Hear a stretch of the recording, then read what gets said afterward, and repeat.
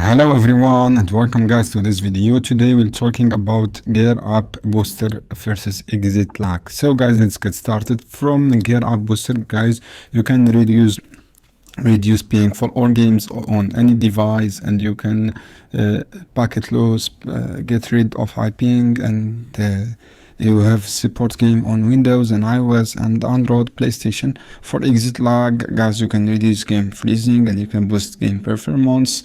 This is some difference, guys.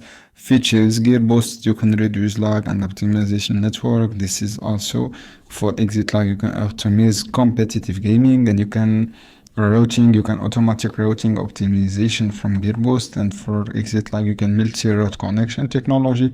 Global support, guys, work with variety of worldwide, and they work for majority games on exit lag. And support device support multiple device from exit lag, mainly for PC game, just for PC gaming. This is for exit lag. And for guys, game database supports many games from gear booster, and from here existing extensive game database. And the FPS, no FPS boosting from exit lag, built FPS boosting. Trial option, the gear boost have a trial. You can start a free trial from here, and exit lag just have a pricing.